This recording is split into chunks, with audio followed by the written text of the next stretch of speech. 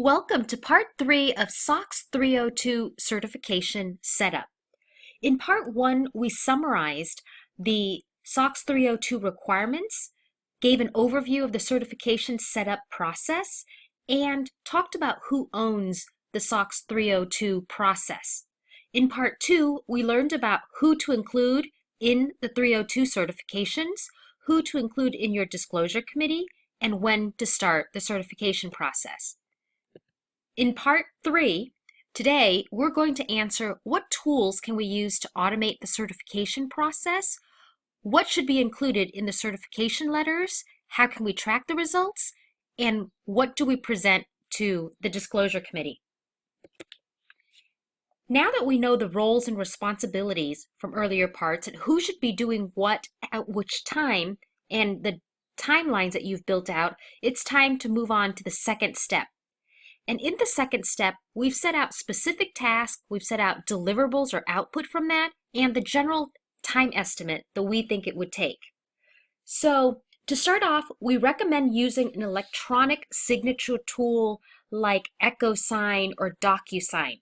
Back in the day when 302 was first required back in 2002, people and companies were emailing Word documents to employees, having them print it out, read it, sign it, scan it, email it back to the legal team or the paralegal who was administering all of this.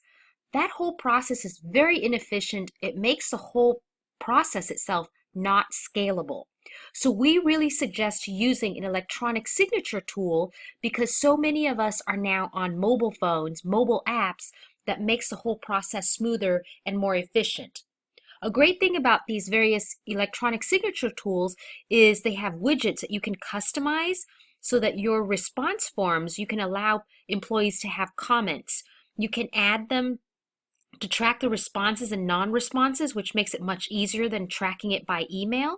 And so the first part of this is setting up that electronic signature account, and we really suggest that you do it with, let's say, legal, very limited people who own this account, who have access to this account, because it's confidential information that people are given access to do that. So after you set up your electronic signature account, you have to prepare your certification letters. Now, what you will find it necessary is to tailor the certification letters specifically for different teams. We generally find that you have a letter for the sales team that talks about no side agreements, that all the contracts have been in place, and then one specific to the finance organization, because the finance organization is often about accruals and revenue recognition. And so at least, most of our clients at least have two letters, one for sales and general and the other for the finance team. So what you see here is an example of a letter that was provided or is addressed to the general counsel and is sent out to all the sub-certifiers. Basically, if you receive this, you'd be the person signing it and saying that you work for your company and that you've reported any fraudulent activity, any suspicious activity you're aware of, and you've done things according to the right procedures. Moving on to step 3, once you have the certifiers, the letters, and you've designed the process, the next step is to deliver the certifications. Remember that you also want to plan training sessions for the certifiers. It can be a refresher course or training for brand new employees new to your process. Maybe some of these employees have done it at other companies, but what is your process for doing the certification? And we can then use the certification letters as a tool and track the responses. So how do we track the responses? Unless you have a built-in process that can be repeated quarter after quarter, it becomes really time-consuming. And in a perfect world, you get the responses back right away on time.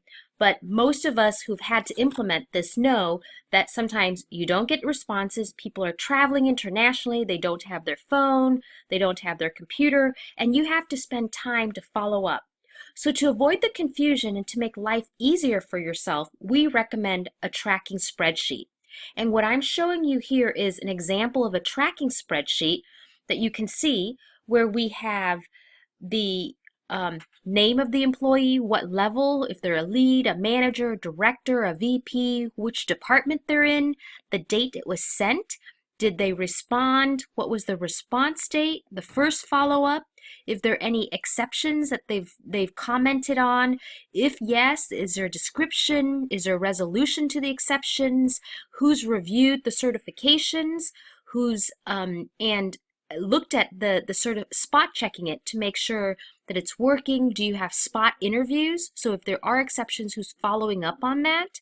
And maybe you also track the training. So we've built this so that you can see here, this whole workbook, we've actually have lots of these columns because over time, that's what we found our clients need.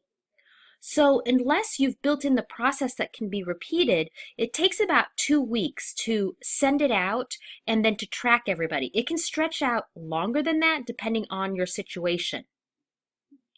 And even if you have a tool like the electronic signature, remember I said the electronic signature isn't going to give you a nice summary like this. So it's nice to have all the information in one place for your disclosure committee meeting. You build the spreadsheet, you track it, and then each quarter you just take it and continue to use the template that you have. And you'll notice here that the columns, it's easy and it's a nice place for you to also screen or filter the information that you need to present to the disclosure committee. And then finally in step 4 is about recording your results and disclosing it. Through the whole process, you may be setting up and conducting exception interviews or follow-up interviews. You are also going to evaluate your exceptions. For these, you have to document the conclusions. Furthermore, you have to prepare a certification summary memo. That's what we suggest so that we can present it to the disclosure committee. Remember, the disclosure committee will meet. They don't want to have to read through all these certifications one by one. They want to mostly see a summary. That's how many did we send out? What are the results? What are the sticky areas?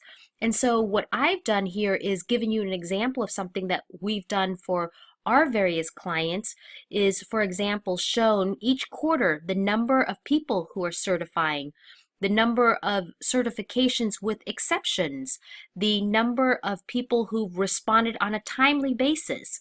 And these are just certain metrics as a way to say, this is what our process, this is how our process is going and how much time it takes. So there you have it. You now see examples of how we present to the disclosure committee and what they typically like to see. And one of the big ones that we haven't shown you here is the summary memo to the disclosure committee that basically says, here are the 4 or 5 issues that we had this quarter. Here's the resolution to the issues. That's it. I hope you have a great day, and we'll talk to you next time.